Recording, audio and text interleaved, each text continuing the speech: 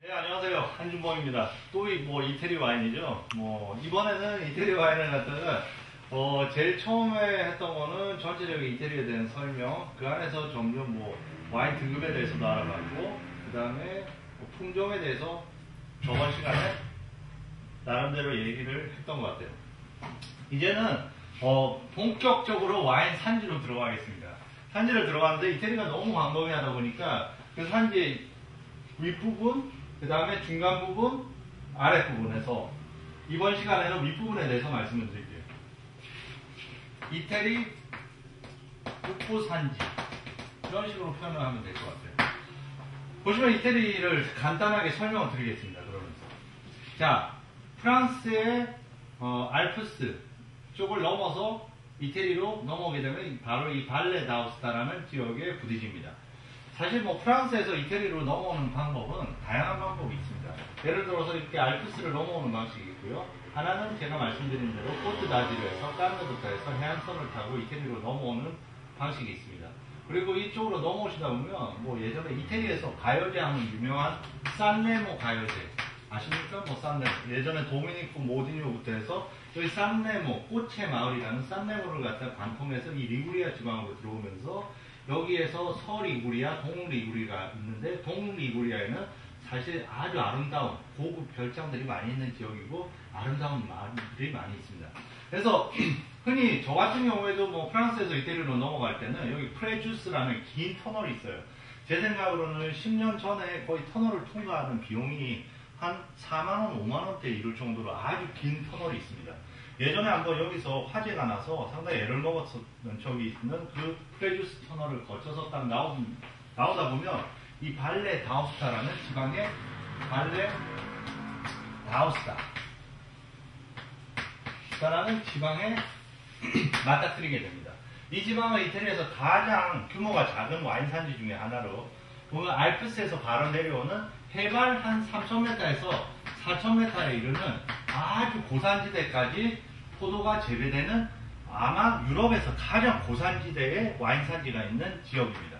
그리고 이쪽은 겨울 스포츠, 스키라든지 겨울 관광객들이 많아서 대다수 와인 생산량이 워낙 적은 데다가 대부분 보면 협동농장이라는 개념에 포도밭을 일부들이 갖고 있는 사람들을 대변해가지고 일부씩 해서 투자를 해서 큰 농장 단위를 갖다가 하는 걸 협동농장이라고 그러는데 협동농장 개념에 농장들이 몇 개 있고 소규모의 개인 소유의 농장들은 그렇게 많지 않아요. 그리고 생산량이 적기 때문에 대부분 관광객들이 대부분 와인을 소비하게 됩니다. 그래서 우리나라에서는 이쪽 와인을 갖다가 아직까지 볼 수가 없습니다. 그런데 이쪽은 대체적으로 어떤 와인이 제일 유명하냐면 화이트 와인 중에 블랑 드 모르젝스 라고 하는 화이트 와인이 유명합니다. 물론 모스카토 계열의 모스카토 디 샹바브라고 하는 아주 스윗한 와인도 유명한 와인이기도 하고요. 그래서 블랑드 모르젝스가 와인 이름인과 동시에 이게 포도 품종 이름이 되겠습니다. 아주 산미가 좋으면서 가벼운 스타일의 화이트 와인을 만들어내고요. 이 지역에 또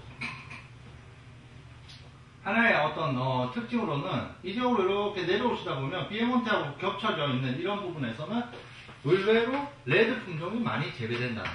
그런데 이쪽의 레드 와인은 대부분 가벼운 스타일의 레드 와인이 주를 이룹니다.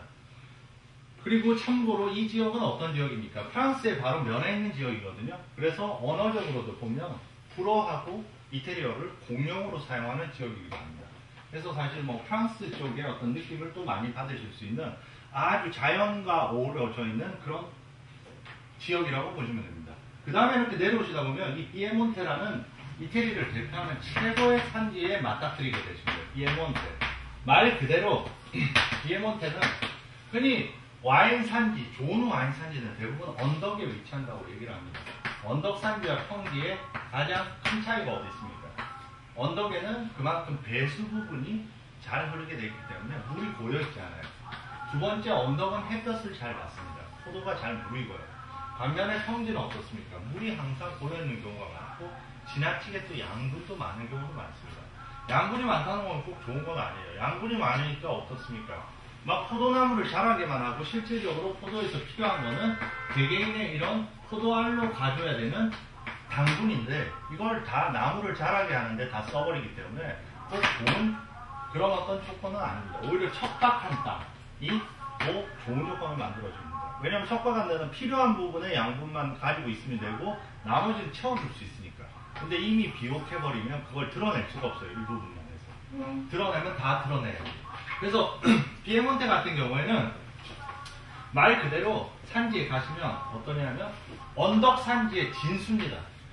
피에몬테 앞에 쓰게 되면 어떻게 이런 산지 앞에서 좋은 와인이 생산이 되지 않을 수 있을까 하는 그런 어떤 감동이 밀려옵니다. 저 멀리는 알프스가 보이고 여기에는 언덕들이 이렇게 있습니다. 그리고 언덕의 이 경사면, 급경사면에 포도나무가 심어져 있어요.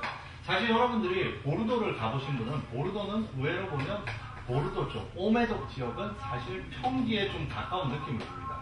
그리고 생테밀리옹 쪽을 가셔야지 좀 언덕 자체의 느낌이 오고 그 다음에 세계 최고의 산지라고 하는 부르고뉴 지역도 마찬가지입니다. 언덕은 언덕인데 상당히 좀 부드러운 상당히 뭐랄까 아기자기한 언덕입니다. 이보다 훨씬 언덕의 느낌을 더 많이 받을 수 있는 게 바로 이 토스카나 지역입니다. 토스카나는 말 그대로 언덕이 되게 오밀조밀한 게 느낌이 올망졸망하면서 산지적인 느낌도 물씬 풍겨납니다. 그렇지만 여러분들이 피에몬테 앞에 서시면 깜짝 놀라십니다. 그야말로 산지가 주는 그런 감동. 그리고 피에몬테에는 대부분 보면 와인 산지에는 포도나무만 심어져 있는 경우가 많아요. 그야말로 포도나무를 위한 이상적인 산지가 되겠습니다. 그래서 이 피에몬테는 제가 말씀드린 대로 이태리의 와인의 가장 큰 축이기도 합니다. 그래서 제가 말씀드린 대로 네비올로라는 품종 이 최상의 표현을 하는 게 바로 이 피에몬테 지역입니다. 이걸로 해서 바롤로라는 와인과 이태리를 대표하는 바르바레스코라는 와인이 생산이 됩니다. 그 다음에 이 와인들은 다 네비올로 100%로 해서 만들어집니다. 블렌딩이 전혀 안 되는 와인이에요. 그 다음으로 중요한 와인은 어떤 와인이냐? 바로 네비올로를 주로 해서 약간의 블렌딩이 되어지는 와인으로 가티나라, 그 다음에 겐메 같은 유명한 레드와인이 있습니다. 그 다음에 보시면 이 지역은 뭘로 유명하냐 하면 바르베라라는 레드 품종으로 제가 유명하다고 말씀을 드렸습니다. 피에몬테를 대표하는 최고의 레드 품종은 바로 바르베라입니다. 물론 질적으로 최고의 품종은 네비올로지만 산지를 이렇게 보면 최고의 언덕 산지에는 네비올로가 심어져 있습니다. 그리고 그보다 못한 데는 다 바르베라가 심어져 있어요. 왜 그렇겠습니까? 왜 네비올로가 근데 바르베라보다 작겠습니까? 제일 좋은 산지는 소수의 산지이기 때문에 제일 좋은 데는 바로 네비올로가 심어져 있는 겁니다. 그보다 바로 다음에는 바로 이 바르베라가 심어져 있고요. 그보다 조금 평이한 산지에는 돌체토라는 또 품종이 있습니다. 돌체토. 이 품종도 나름대로 뭐 훌륭한 와인을 만들어낼 수 있는 품종이 되겠습니다. 돌체토. 그 다음에 이 지역을 대표하는 우리가 알아야 되는 또 하나의 품종은 뭐냐? 화이트 품종으로서 바로 이 모스카토라는 품종입니다. 이 와인으로 만들어진 와인이 바로 아스티 또는 모스카토 다스티라는 와인입니다. 왜 이 와인이 이렇게 중요하냐? 피에몬테에서 가장 많이 재배되어 있는 화이트 품종이기도 합니다. 모스카토 왜 중요하냐? 제가 와인바를 2001년에 오픈해서 국내 시장에 와인을 한번 살펴봤습니다. 그렇지만은 국내 시장에 보니까 의외로 모스카토 다스티라는 이 와인이 별로 팔리지를 않고 있었습니다. 상당히 의아했어요.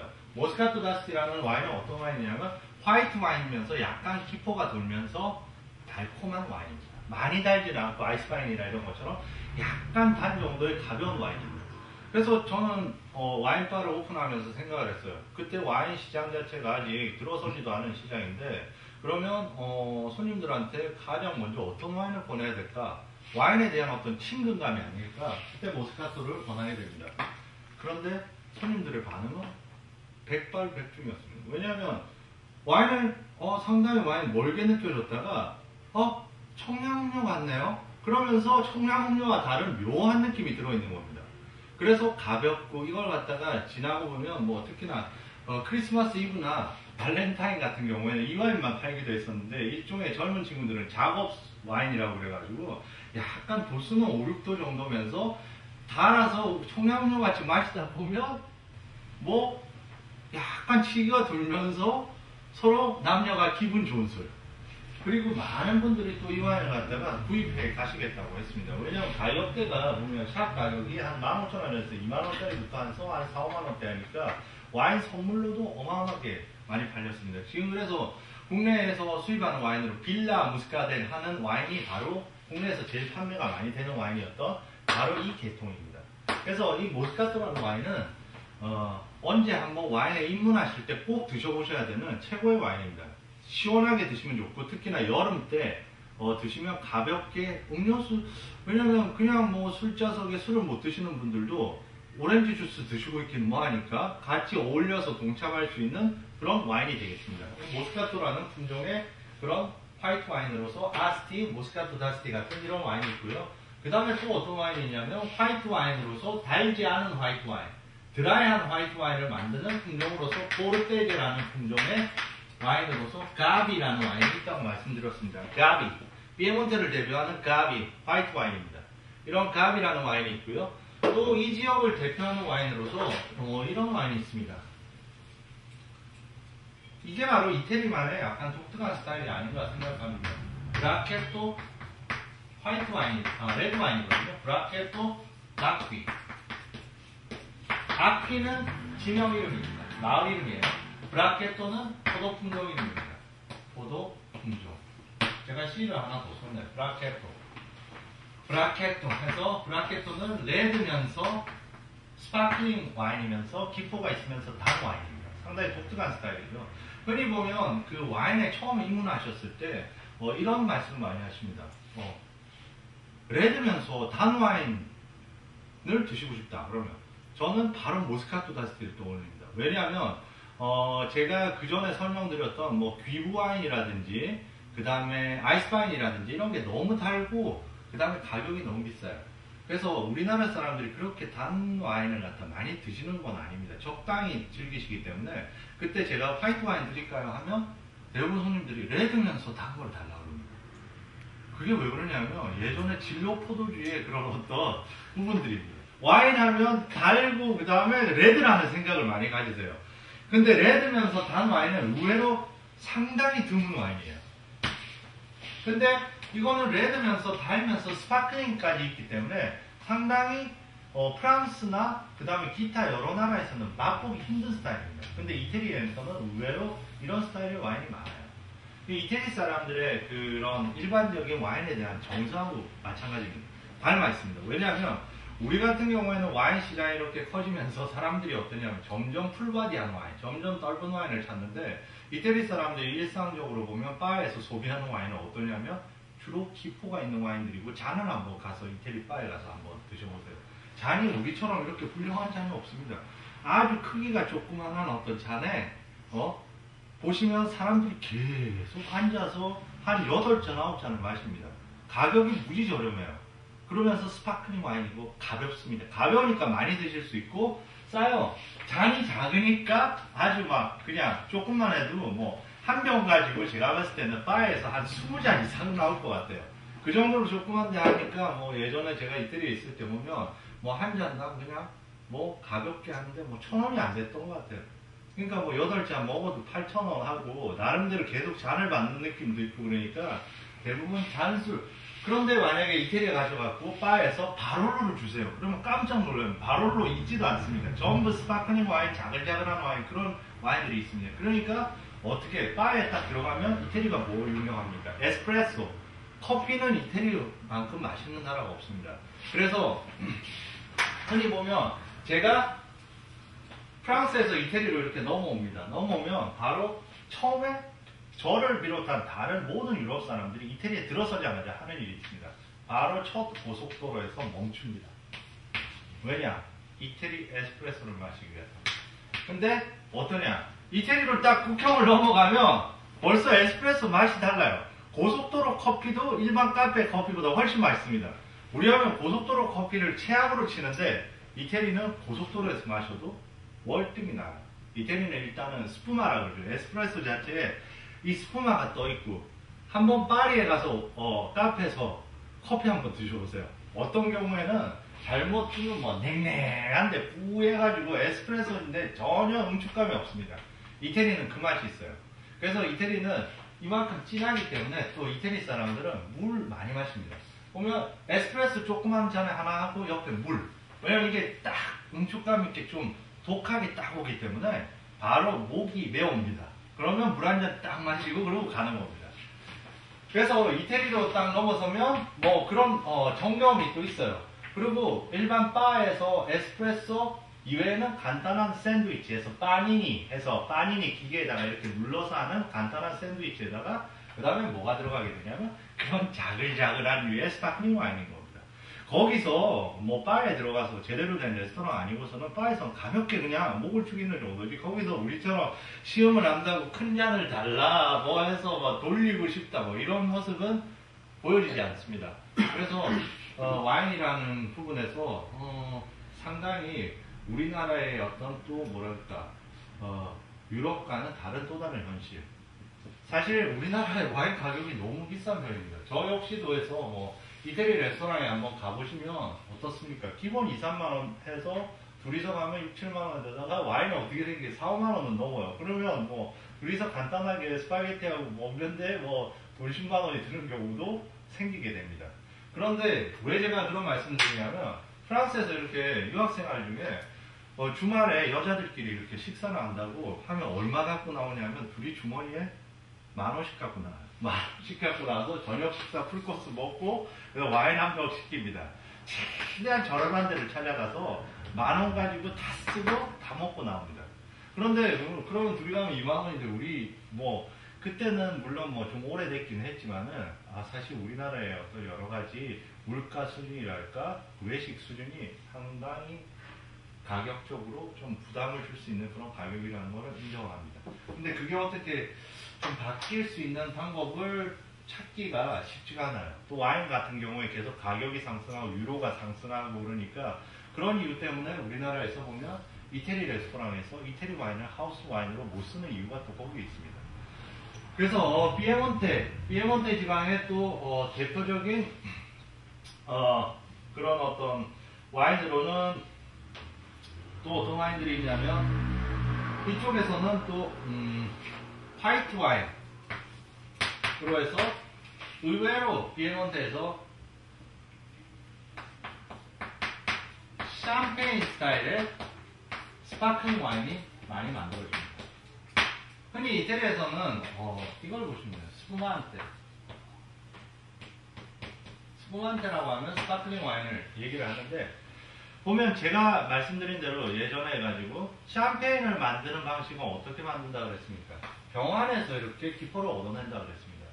근데 샴페인이라는 말을 못 쓰게 한다 그랬죠. 그러니까 제일 처음에는 샴페인 스타일의 메토도 샴피노아즈 해서 이렇게 썼어요. 그런데 이걸 쓰지 말라 그러니까 이걸 뭐라 쓰냐? 메토도 클라시코. 클라시코 하면 이태리에서 만약에 메토도 클라시코 이렇게 적혀져 있으면 이거는 스파클링 와인임에도 샴페인과 같이 병 안에서 기포를 얻어서 만들어낸 와인을 메소드 클라시코라고 합니다. 이 와인을 갖다가 일부 만들어내는 게 또 이 피에몬테 지방의 어떤 특기입니다. 근데 주 품종은 어떤 품종이냐? 샤르도네 같은 이런 국제적인 품종입니다. 그러니까 벌써 피에몬테 지방부터 해서 프랑스를 대표하는 화이트 품종이 샤르도네가 벌써 심어져 있다는 겁니다. 그래서 뭐 이런 피에몬테 지방을 갖다가 가서 보시면 되고, 피에몬테의 어떤 수도는 알바라고 하는 큰 수도는 뭐라 그럴까? 피에몬테를 대표하는 큰 수도는 토리노고요. 피에몬테에서 여러분들이 너무 뭐 제가 깊게 들어가는 거 아닌지 모르겠지만은 피에몬테를 대표하는 바롤로와 바르바레스코라는 와인을 생산하는 산지가 이렇게 형성이 되어 있습니다. 이거를 바롤로 생산 지역이라고 그러고요. 여기에는 따나로라는 강이 흐르고요. 여기는 알바라는 조그만한 마을이 있고요. 그 다음에 여기 위에는 바르바레스코라는 와인을 생산하는 바르바레스코 산지가 있습니다. 그러면 이태리에서 딱 하나 피에몬테를 대표하는 용어를 딱 아셔야 될 거는 바로 이 언덕의 이름입니다. 이게 바로 이태리 하면 가장 최고의 산지로 일컬어지는 랑게 언덕입니다. 랑게 언덕. 이태리의 제일 좋은 산지가 어디냐? 피에몬테의 랑게 언덕입니다. 랑게 언덕의 수도가 이태리 피에몬테 지방의 전체 수도는 토리노고 이 랑게 언덕의 수도는 알바라는 작은 마을입니다. 그리고 알바라는 작은 마을 위아래로 해서 이태리를 대표하는 최고의 와인인 바롤로와 바바레스코 산지가 있습니다. 그리고 알바는 또 보면 우리가 보시면 음식 식자재 중에서 최고로 꼽히는 게 트러플이라는 게 있어요. 송로버섯 무지무지하게 비쌉니다. 이 송로버섯을 갖다가 두 가지가 있습니다. 검정색이 있고 그 다음에 흰색 화이트 송로버섯이 있습니다.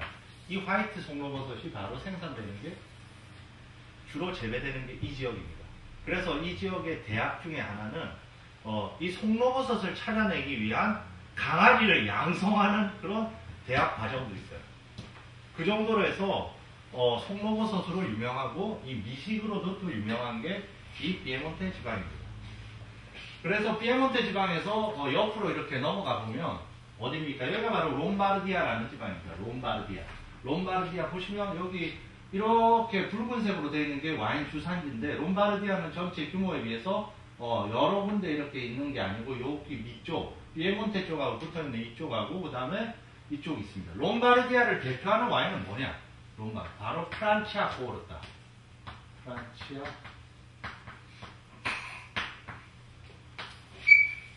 이 와인입니다. 이 와인은 뭐냐? 제가 좀 전에 피에몬테에도 메토도 클라시코로 만든 샴페인 스타일의 스파클링 와인이 있다고 했습니다. 샴페인 스타일의 스파클링 와인을 최고급 와인을 만들어내는 게 바로 롬바르디아의 이 프란치아 포르타 와인입니다. 그러니까 이태리에서 샴페인에 버금갈 수 있는 와인이 뭐가 있냐 그러면 바로 롬바르디아 지방의 프란치아 포르타라는 와인이 되겠습니다. 그래서 주 품종은 샤르도네라는 품종하고 피노 비앙코라는 품종이 블렌딩돼서 만들어집니다. 그리고 롬바르디아 지방은 밀라노를 수도로 하는데 여기 보면 이런 피에몬테하고 접경 지역에 아주 유명한 또 산지가 있습니다. 올트레포 바베제. 여기서 롬바르디아 전체의 80%에 해당하는 와인을 생산합니다. 올트레포 바베제라는 이름 안에 수많은 와인이 있기 때문에 일일이 열거는 못하겠는데 올트레포 바베제는 가격 대비가 아주 좋은 저가대 와인부터 해서 중가대 와인을 생산하는 지역입니다. 그 다음에 이 오른쪽으로 올라가시면 보면 이게 트렌티노 알토 아디제라는 지역이 있습니다. 트렌티노 알토 아디제. 참 이태리 어떤 지방 이름이 생소합니다. 이런 지역은 특히나 생소하실 거예요. 트렌티노 알토 아디제. 저게 두 개 지방을 갖다가 합쳐서 붙여놓은 겁니다. 밑에 있는 지방이 바로 트렌티노 지방이고 위에 있는 지방이 알토 아디제 지방입니다. 알토는 높다는 뜻이고요. 아디제는 강 이름입니다. 아디제 강 위에 있다는 소리입니다. 그러면 여기로 이렇게 넘어가면 여기가 어디라고 그랬습니까? 여기가 바로 오스트리아가 됩니다. 오스트리아. 이태리가 결정적으로 보면 외세에서 완전히 벗어나는 거는 이 오스트리아로부터 벗어납니다. 예전에 헝가리, 오스트리아 제국이 롬바르디아 지방까지 다 집어삼키고 있었어요. 이거를 축출하면서 이태리가 통일을 하는 계기를 마련하게 됩니다. 그러니까 지금 보시면 이 트렌티노 지역 같은 경우에는 항상 좀 이태리적인 정서가 강해도 알토 아디제 지역은 어떠냐? 오스트리아하고 바로 인접해 있습니다. 그래서 여기는 문화적으로도 어떻게 되어 있냐면 여기는 이태리어와 독어의 혼용 지역입니다. 이 오스트리아 이쪽으로 올라가면 여기가 무슨 지방이 있냐면 오스트리아에서 가장 전통적인 지방이라는 티롤이라는 지방이 있어요. 티롤 지방의 수도가 여러분들이 아시는 인스부르크입니다. 인스부르크 들어보셨어요? 인스부르크라는 어떤 그런 마을이 있습니다. 그래서 여기는 어떠냐면 이 오스트리아적인 정서가 강해서 아니 우리 알토 아디제 지방 아니고 우리 차라리 주드 요거로 사우스 주드 티롤 이렇게 씁니다. 우리 아디제 강의 위에 있다고 표현하기 싫고 표현도 원하지만 대신 주드 티롤의 아래 남쪽에 있다 이렇게 쓰기도 한다. 이럴 정도로 여기는 집 모양새도 알사스 지방처럼 독일 스타일의 이런 어떤 모양새를 갖고 있습니다. 그리고 여기가 대단히 청정 지역이고 여기 보시면 우리가 이 알토 아디제 지역에 보시면 아이스크림 중에 이런 거 있죠. 돌로미티. 들어보셨어요? 돌로미티. 돌로미티가 아주 웅장한 언덕입니다. 자연, 말 그대로 여기 위쪽은 자연 휴양림이에요. 어마어마하게 공기가 좋으면서 큰 봉우리들이 하나의 아주 천혜의 자연 휴양림을 만들어주고 있습니다. 예, 제가 예전에 보면 여기서 한번 항상 뭐 방랑 생활을 하면서 차를 몰고 다니면서 그 안에다가 뭐 와인뿐만 아니라 기타 있다가 뭐 여기 이태리에 살았다가 저기 살았다가 이렇게 가다가 제가 한번 가족들하고 여행을 하는 동안에 일로 이렇게 인스부르크 거쳐갖고 넘어가는데 차가 퍼졌어요. 차가 퍼졌습니다. 차가 퍼져가지고 어떻게 됐냐? 차가 주저앉았습니다. 그래서 제가 중간에 불러갖고 하니까 이 차를 버리러 가라고 했어요. 버리러 가라. 아니 그럼 이거 버리고 이 짐하고 이건 도대체 어떻게 하고 버리러 가냐? 그래갖고 어떤 마을에 가서 일단은 의도치 않게 숙박을 하게 됐어요. 여기가 쿠프스타인이라는 데예요. 쿠프스타인. 쿠프스타인에서 3일, 4일을 기다렸어요. 그런데 마침 오스트리아 사람이 전화가 왔어요. 제 차가 포드 구형 스콜피오라고 아주 큰 차인데 너무 구닥다리라 하는데 아예 엔진이 죽어버렸다니까 어떻게 할 수가 없어요. 그래서 며칠을 기다렸더니 전화가 왔어요. 아니 사고 난 차량 중에 엔진이 있는데 그 엔진을 바꿔 교체하겠냐고. 그래서 150만 원이라고요. 그래서 교체해달라 어쩔 수 없으니까 하는데 되게 열심히 고쳐주더라고요. 그 과정에서 제가 쿠프스타인이라는 데를 갖다 며칠을 머물게 됐어요. 근데 쿠프스타인이라는 오스트리아의 티롤의 마을인데 사람들이 너무 또 멋쟁이로 입고 뭐 조그만한 마을에 음악회가 열리고 뭐 이렇게 사는 거예요. 도대체 이 사람들 뭐 먹고 살아서 저렇게 할까? 항상 의문이었습니다. 나중에 한국에 돌아와서 여러분들이 와인 글라스 하면 글라스 중에서 세계 최고의 글라스를 뭐라 그러냐면 리델이라는 글라스가 있습니다. 리델이라는 글라스는 하나의 글라스 가격이 뭐 10만원 넘어가는 글라스도 있을 정도로 세계 최고 글라스입니다.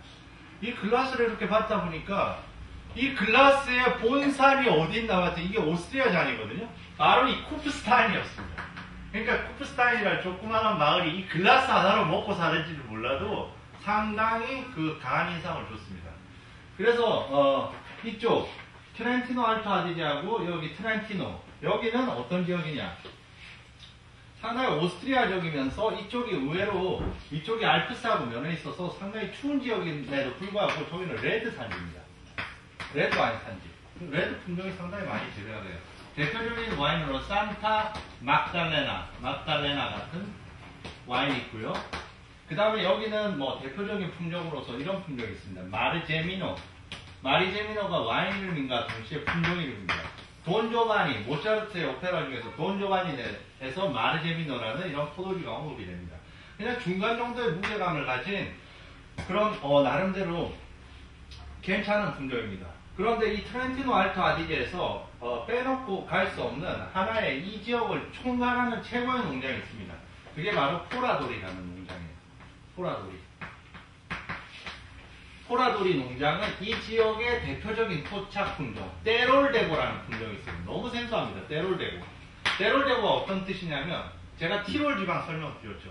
떼롤데고, 티롤의 황금이라는 뜻입니다. 그런 정도로 좋은 품종이에요. 그래서 이 포라도리라는 가문이 이 떼롤데고라는 품종을 가지고 아주 좋은 와인을 만듭니다. 그라나토라는 와인을 만들고 있고요. 그 다음에 지금 보시면 이 포라도리라고 이렇게 해서 자기 농장 이름을 적어놓은 이 중간대 가격의 와인을 만듭니다. 저는 이 와인을 봤을 때 상당히 제가 메일유업에서 와인 셀렉션을 해주면서 제가 들여온 와인인데 국내 시장의 입맛에 안 맞아서 그런지 이게 도태됐어요. 그럴 때는 상당히 좀 기분 자체가 근데 산미가 있고 되게 좀 독특한 스타일의 와인입니다.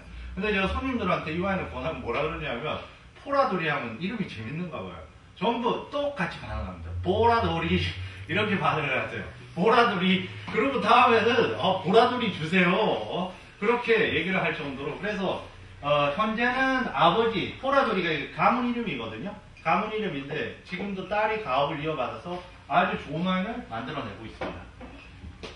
그래서 이 트렌티노 알토 아디제 지역을 이 정도로 설명을 마치고 그 다음에 프리울리 베네치아 줄리아라는 지역이 있습니다.